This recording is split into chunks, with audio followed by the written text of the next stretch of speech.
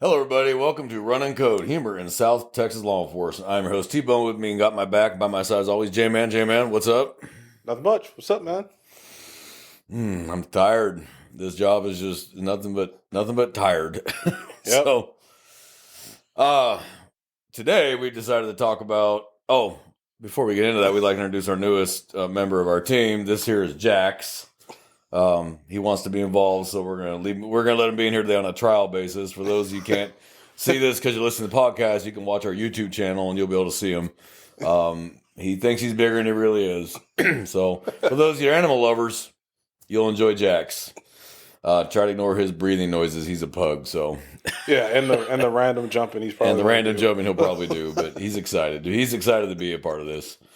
Today we're going to talk about law enforcement, civilian law enforcement, as they work with military law enforcement. I can already hear the snickers from other cops, and I've had to deal with military law enforcement before. And nothing against our military law enforcement brethren.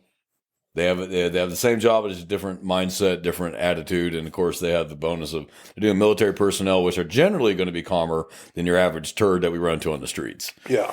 Because fighting with security forces ends up costing you your career. So, or a fun trip to the first sergeant, the commander, maybe even the brig on base, the B-doc on base. So it's not as bad. And the joke kind of is you have less experience as a 20-year security forces or military police or shore patrol, Navy shore patrol than you would 3 months on duty with any other agency outside that base. And there are some truth to that. It's not their fault. It's military bases tend to have a lower crime rate than they were starting outside, and committing a crime in military community is kind of like farting in church. You're not going to get a lot of sympathetic witnesses because they're military. They don't tolerate that. Right. So, with the whole, we don't lie, cheat, or steal or tolerate those who do. So, but dealing with them can be kind of fun. You've dealt with them. I've dealt with them. Mine is, I'll either go pick up warrants on base. I happen to go to my base and I see on the screen they got a warrant pickup. I'll swing and just grab it because I'm already going downtown, so it frees up a warrant unit to go do something else. Or I've chased people through the base. Comes to mind, I was chasing a guy and he was heading towards the base gate, and I offset my car because I don't want them shooting me if they start shooting at him. So I offset my car, and I'm on the PA screaming, raise the barrier, raise the bollards, raise those round poles out of the ground. They're called bollards. I'm like, raise the bollards, because they can do that. You're coming on the base, you're at full speed like that. That's technically a gate runner, right? Yeah, they didn't raise the bollards. So he just drove right by him, and I'm like, "What are you doing?" I was like, "Thanks, guys." So now I'm telling dispatch, okay, we're going through Lackland and then, the base, all the way through the fucking base. Come out the back gate. We're coming out the back gate, and I'm on the PA again. Raise the bollards, and again they did not raise the bollards. We just went right by, and right as he hits the main street, he T-bones a car. So there's obviously there's going to be communication between everybody. Our dispatch will call, their dispatch. But what about internally? Like, did they just say, "Hey, there's a sheriff's deputy in a random car"? I'm sure. They didn't. They have alarms on base. You think they would? You think they would have gotten the radio like, "Hey, that's the most pursuit coming on the base." That's the most unauthorized access to a base I think I've ever seen. Yeah, and so I was flabbergasted why they didn't raise the bollards coming in and raise the bollards going out. Like, it's like, hey, just get them off the base, kind of thing. Like, okay, speed limit on base is 30. We're doing about 85 through the base. I'm like praying we don't run through a flight of trainees marching. I'm just like, I stayed back and I just got ready to kill it.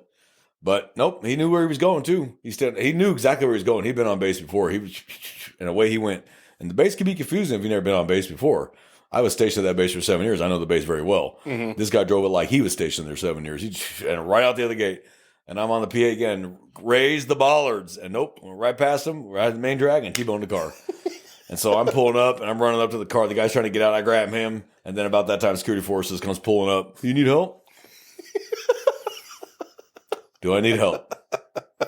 I needed help when he came through the other gate, and you could have just raised the bollards and put a stop to this right then and there. Problem solved.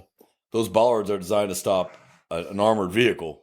It would have stopped this car no problem without even probably scratching the paint on the bollards. Yeah, that's what I needed help. How about on base? We drove the whole base. That'd have been nice to have some help there. Or how about when he was exiting the base? He didn't raise the bollards then either. So, I never got a chance to ask. Maybe they have a policy. Maybe they're not allowed to. Maybe who knows? Maybe they see it's a chase. They're not allowed to raise them because someone might get hurt. I don't know. But I'm like, what if you're just sitting there one day scanning ID cards and doing your little hand jive when it's an officer and here comes a car doing 100 miles an hour towards the base gate. Are you going to let him go by you? Or are you going to raise the bollards? Because all they got to do is reach in the booth and slap that button and it'll raise them immediately. And they spring loaded. They come out quick. Oh, spring loaded. They may go down slow, but they come out fast. I mean, whoop, they fly. They're about 3 foot in the air and they will come out that quick. So I'm like, just hit the button. I just reach in and hit the button, One person. I just wanted one person to do that. And nobody did. So that was my first real run-in with them not helping. And I was flabbergasted, honestly. And the flight chief came out, which for civilians that don't understand or anybody who's not been military, flight chief is basically the on-duty sergeant for that flight of security forces that day. And he came out and I was like, well, dude, why the hell didn't y'all raise the bollards? And he didn't really answer the question. We had a lot going on. So we got out there, we cleaned up the crash and took the due for evading and all that. And I said, do y'all want his information too so that you can charge him federally? He's like, nah, don't worry about it. And I was Now, what would the federal charges be for what he did? Probably unauthorized entry to a military installation, more than likely. And it's federal. The FBI is the one who would take that one. But I think they figured, we'll just do the evade. I'm like, no, he'll get more time federally. I mean, you got gates, you got cameras at both gates. You got him coming on, you got him leaving. Like, slam dunk case. Even if he's military, it's still an unauthorized entry because he did not stop, show his ID card, and have it scanned. He still have to do that. Ever since 9/11, everybody has to come in like that. Before 9/11, when I came in the service in the 90s, you didn't have to show an ID card. If it was after 5 a.m., I think it was from 10 at night to 5 in the morning, you had to show your ID. But between 5 a.m. and 10 p.m., we didn't have to show an ID card. They saw your sticker on the windshield, just wave you by. If you're an officer, they saluted you. Civilian, they just waved you by. And you didn't have to really sign in guests. You just take them to your dorm or whatever, or take them to E-Club or whatever.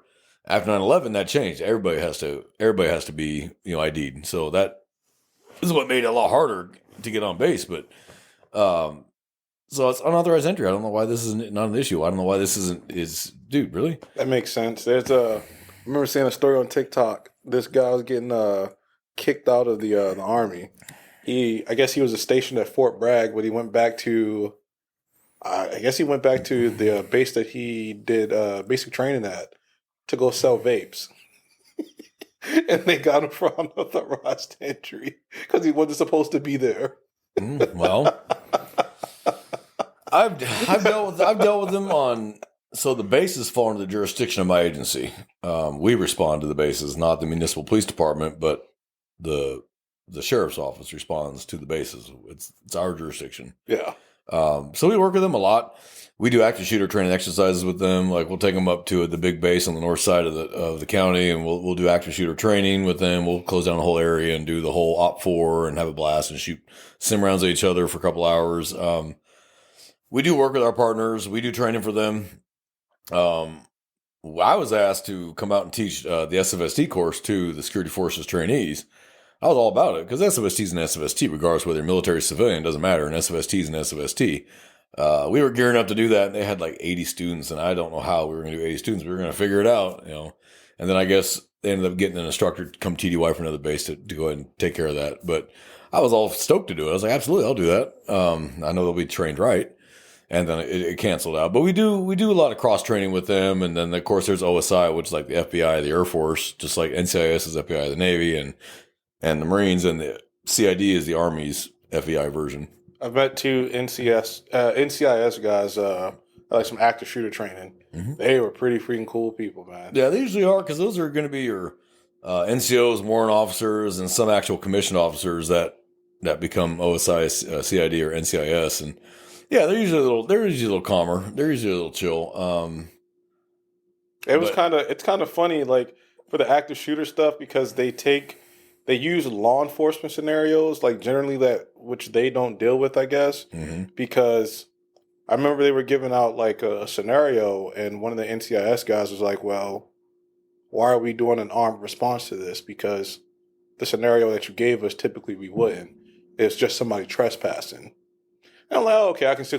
You can kind of see like where the thought process were and where the instructors kind of had to like, well, hey, this is what we're telling you. It is just go with the flow type of thing. Mm-hmm. And it's interesting to see like how, because of what they deal with and what we deal with, it's two different paths, but kind of with the same mission. Well, it's going to depend on what branch you're brought up in too. So if you're like a Marine or an Army soldier that becomes an NCIS or a CID agent, you still have an infantry background or a combat background versus maybe a sailor who becomes an NCIS agent or Air Force airman who becomes an OSI agent. They're probably not going to be as martial unless they were like pararescue, TACP, combat control, reconnaissance, stuff like that. So a lot of that's going to be how you're brought up. It's kind of the difference between Navy SEALs and Delta. I don't want to go too far off topic, but Navy SEALs are not trained infantrymen. Delta are. Because to be selected, usually, not 100% of the time, but usually to get into Delta or those Black Ops units, you have an infantry background. You might have come from the 75th Ranger Regiment or you're an infantryman. So yes, they're both special ops and they're both tier 1 units, but the mindset, Navy is maritime, whereas the Army is ground pounder infantry. So it's a different in cultures. They do the same job. They both go out to the same terrorists and the same tourists, but they look at things from a different perspective. So it's the same thing. It's the same job, different perspective. The military, I know the Air Force Security Forces training, I think it's long because you have your regular law enforcement side of the house. They teach you regular arrest, search and seizure, stuff like that, cuffing procedures, DWI procedures, traffic stops, so on and so forth. But then you got to add air base defense. Right. So they have to go up to another base and learn how to actually do the infantry type crap in case anyone tries to overrun a base. So that's when you play with the machine guns and the grenades and stuff like that because they still have to know how to do that. But primarily their function is law enforcement and base security. And then inside that realm, you have different units. You have your gate guards. You got your patrolmen. If you're at a nuke base or an asset base that has planes, you're going to have airmen that are specifically assigned to guard, flight lines or nuclear weapons. I'll tell you right now, they don't mess around with nuclear weapons. Those guys play by a whole different set of rules because they'll just shoot your ass immediately. As they should. And they're not going to get in any trouble for it either. It's happened before in the silo fields out in Wyoming and Montana and North Dakota, stuff like that, where these idiots will go out there and try to hop the fences in nuclear silos and get shot. I'm like, well, there's signs every 10 feet. Warning, deadly force authorized. That they're not playing, and they're not civilian cops. They're going to get in trouble for shooting you. You jumped the fence on a nuclear silo. Yeah, they shot you out the fence. Yeah, that airman, not only is he not going to get in trouble, he's probably going to get a medal. It's a different world, but your sign warning, just like going on to base, people don't realize that. It says it on base. All persons are subject to search. They don't need a warrant. You came on base, different rules. National security doesn't have a privacy concern. Yeah. They're going to search your car. So they tell you, pull over. And it's funny when the civilians come on base and they get pulled over or picked for random inspection. They're going to search you and they're going to search your car. And these people flip out, you can't do this illegal search, blah, blah, blah, blah. They don't care. It's funny. That's another guy I watch on he's a YouTuber or whatever. And he made a skit. He's like, yeah, sorry to tell you, man. He's like, what? 5th car. Yeah, they don't. It is random. It's freaking funny. They'll tell them every 3rd car, every 5th car, every 8th car, whatever it is. They will be random, but you're going to be searched. Yeah. And it's not an option. And if you refuse, you end up in handcuffs at the B-Dock, and they search your car anyway. And if they find drugs or guns, you have a huge problem. Huge problem, because anything is federal. Everything's federal. It could be a joint. It's on base. It's federal. So it's like they have these huge signs, warning, U.S. military installation, deadly force authorized, all persons subject to search. You can't say you didn't know. And then they try that. So the base near here has basic trainees, and they graduate every week. And we probably get an extra 3,000 people, 3,000 to 5,000 people on base every damn week. And they're coming from all over the country. And they'll come up and they'll talk, shit to the base security forces. Not a great idea. Not only for them, but for their son, daughter, husband, wife, whatever, because those are now military members responsible for their family members, and they can be in trouble for your conduct. Oh yes, really? Oh yes. When I was an Air Force drill sergeant, MTI as we call them in the Air Force, we tell the trainees you're responsible for your family and friends. They come to visit you on this base. You're responsible for them and their conduct. If they do something stupid on base, it's on you. So we tell them, if you got Uncle Jack that likes to snort a little bit, don't let him come to your graduation because he comes on base with that crap. They're going to find out he's coming to see, and you're going to have a problem. Yes, you're responsible. And you're standing tall before the man because of Uncle Jack? Yeah, sorry, Uncle Jack. Yeah, we had trainees that got in trouble because of crap their family did on base. Off base is a little different, but on base, no, you're responsible. Yeah, that sucks. Yep, I had a female flight, and this one girl was kind of a hard head, but I finally got to her, and she turned out to be a pretty good trainee and graduated. You know, I think she was an undergraduate, as a matter of fact, but her dad was an '05, a full commander in the Coast Guard. So it's like a Navy commander. Still an '05. He's a commissioned officer. But he came up. So what happens, at least it did when I was there, it may have changed by now. You graduate, you bring the trainees, now airmen, now bring their families back to the dorm. Look, Mom, I can make a bed. Look, I know how to be clean and neat now. And so families, it's called family hour. Families come, ooh, and then we kick them the fuck out of the squadron because they don't need to be around watching what we do to the rest of the trainees. Like, get the fuck out. Right. Trust me, when you're not graduating a flight, you want them out of that fucking squadron because you still got your trainees that you got to train, and they're not going to like how you're talking to them. Right. It's like, dude, that's cool. How you saw it? Cool. Get the fuck off. Leave. And this Navy or this Coast Guard commander come up there yelling at me about how he yelled at his little girl, and I was like, you need to get out of my fucking dorm, sir. He's still an officer, so I will call him sir. Well, you need to get out of my dorm, sir. And I said, and he kept going. I said, what do you think? This is basic training. What do you think I was going to do? I was going to yell at them. That's my job. My job is to train them, and it comes with high volume, and he just, and she's like, sir, I'm so sorry. I'm like, you know what? I'm not going to hold you responsible for him. He's a lieutenant, or he's a full command. He's a commander. He's an 05. I keep wanting to say lieutenant colonel, but yeah, it's commander. He's an officer. He knows better. So I guess he thought that all of a sudden I was going to drop to my knees and suck his dick or salute him. I don't know what the fuck he thought I was going to do, but he was in for a rude awakening. So I kicked him out of my dorm. I said, get out of my dorm. And she thought she was in trouble because we tell them that you're responsible for your family to a point. When your family's active duty military, it's on them. So he's an 05. There's nothing I can do to him other than just get out of my dorm. Right. Sir, get out of my dorm. Still an officer. Sir, get out of my dorm. I don't think I added the please though. Fuck him. But you get shit like that. And it's funny is I've had security forces come out to my dorm. So trainees, the way it generally works in the service is they do your background check to get you in the service. Once they do the background check, they don't really do another one. It's good for 10 years. Okay. So it could be 6 months, 8 months, a year. It's called the delayed enlistment program. They might not do another background check. So in between the time they did the background check and the time you left for your base training or your branch you're going to, you did something stupid. Mm-hmm.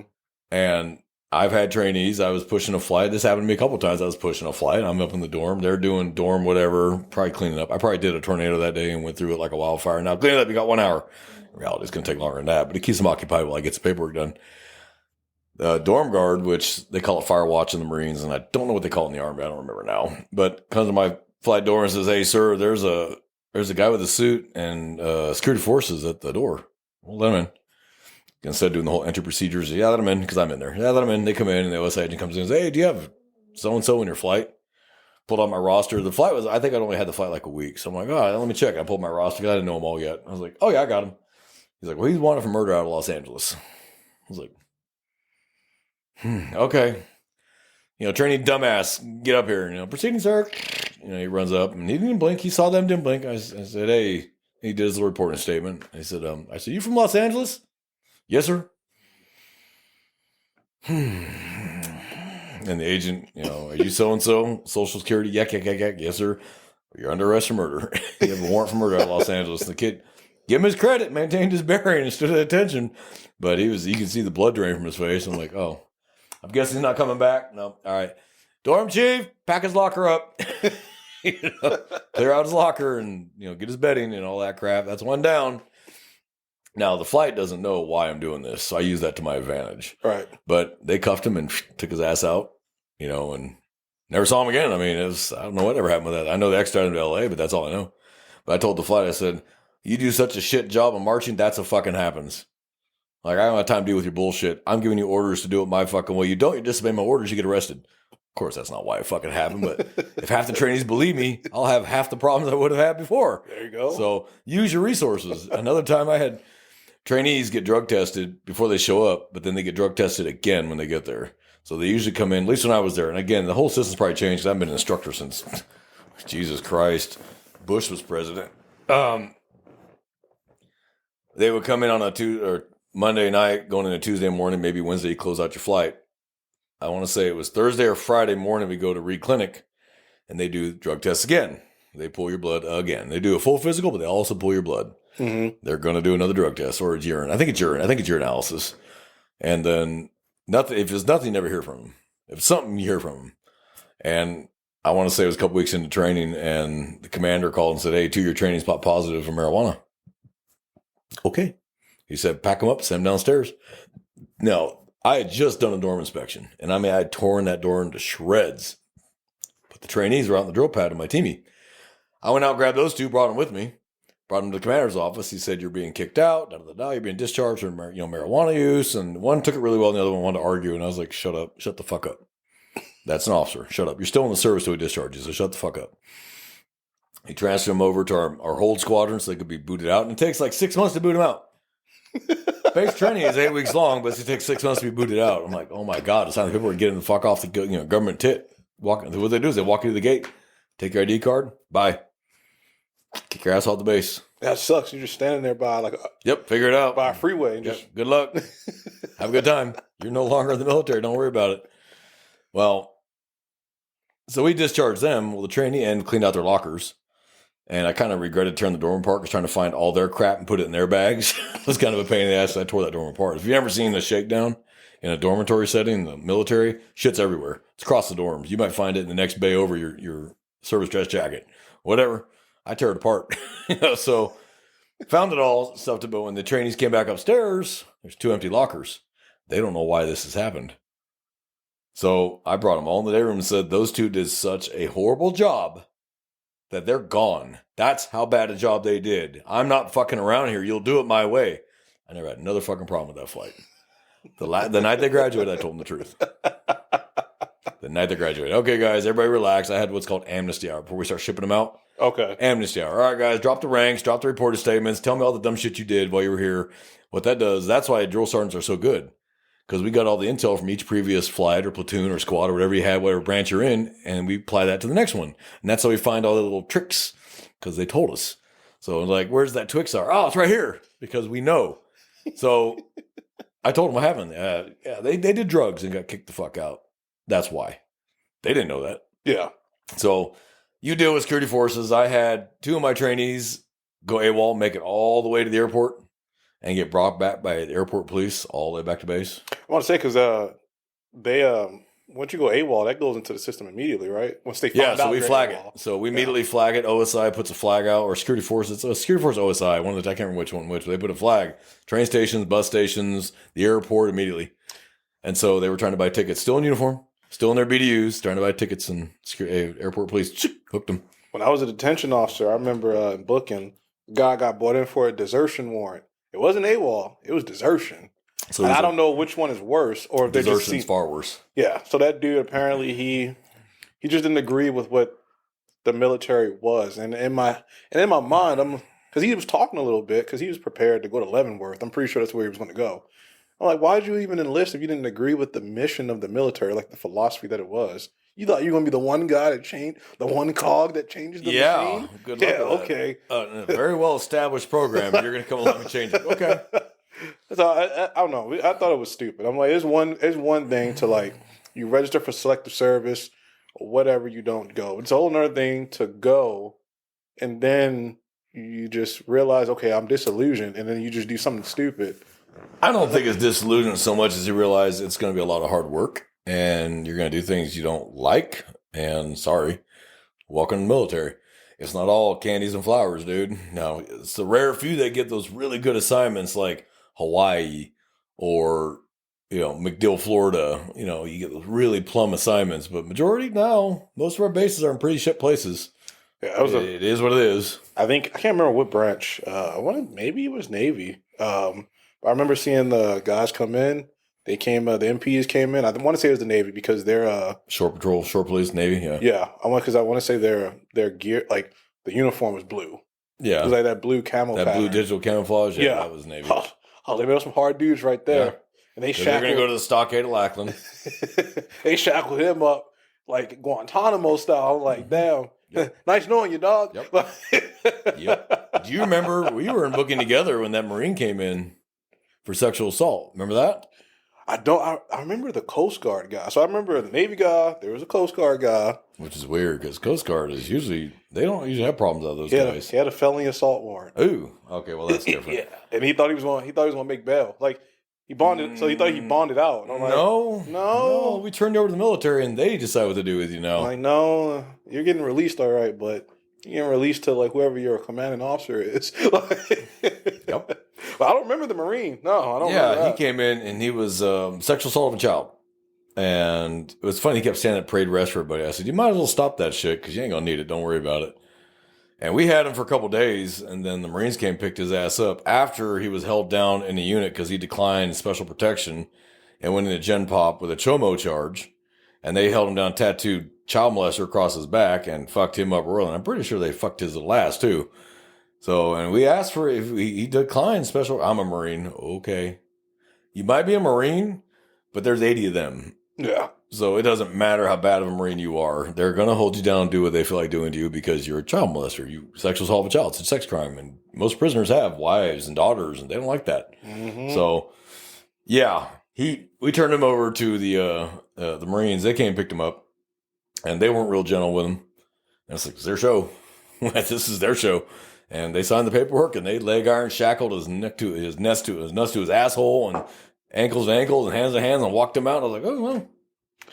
I remember at Cell 13, like there'd be a few times where you sitting there, you processing the guy for his bond.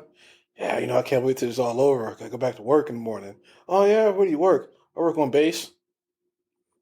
Probably not going back to work in the morning. Like you mean like a civilian? And I'm just hoping that they're being quiet so I don't have to make an extra phone call. Oh, I mean like you just a civilian employee, like you work at the whatever. No, I'm active duty. Now you got to make another phone call. You got to call the Fort Sam command post. I'm like, hey man, damn! Like, what are you talking for? You almost made it. You almost made it because double jeopardy does apply to the military. So let's say you are arrested active duty and you bond yourself out. Military doesn't find out about it, and you face your punishment. As long as it's not a felony, because then they're going to have to. I mean, you can't carry a weapon anymore under the Lautenberg Act or Lautenberg. Can't remember the name of it. But you can't carry a firearm. You can't be in the military. You can't carry a firearm. But if not, say it's a DWI. Right. And you hand your licks off base. They never find out about it. And then you come up, they find out maybe 2 or 3 years later. They can't do anything really to you. They can do NJP for off-duty conduct, but that's about it. They can't court-martial you because you handled it already. It was a judicial trial and it was done. Mm-hmm. Now we don't have that option here. So this kind of took that away. We made an agreement with the joint base here, and we have to notify the military. Every military arrest, we have to notify the military. Have to. Yep. Call the command post. We arrested so-and-so. Here's the social security number. Here's his name. Here's the unit he's in. And they'll call the first sergeant, and that genie's out of that Pandora's open. That's it. It's a done deal. All of a sudden, you think you're getting walked out. Oh, see everybody, blah, blah, blah. Hey, yeah, you're going walked out to those people. We'll be seeing you back soon, yeah. You're going with them. Yep. So security forces will come and pick them up, or someone will come pick them up. Those days are gone to hiding that crap. My dad was in the Army. It was a game between the off-base cops and the on-base cops. And my dad allegedly used to run from, city police into the base. And the gate guards let him right on by and then stop the cops. It was just a game, but it was the 60s, different time. It was a whole different world. We do work together now, jointly. I mean, we poke fun at him, but we back him up just as fast. Yeah. And there have been active shooters on bases. Here we've had one where we actually had to go on base and we actually beat security forces into their own building. Mm-hmm. And by the time we found the shooter, he was already dead. And so was the commander he had killed. He was a washout from special forces, got pissed off that he was being kicked out, didn't like that, shot his commander then himself. By the time we got in the building, he was already dead. And then security forces came in and almost shot us. So here we are, full uniform, vests that say sheriff right across the front, huge block letters, and they're pointing guns at us. Drop your weapons. Sheriff. Oh, please stop pointing your guns at me, guys. So that was a little concerning, but in the end, it was their building. We backed out. They took it over, but we still were, there for a long time because now it's still a crime. Yeah. So even though the shooter's dead, not really much to prosecute. There's always going to be a wrongful death lawsuit, so they still have to play it all the way. Right. Yeah. So it's a different world. I don't miss the military. I love the friends I made and the things I did and the awesome places. The awesome places I got to go.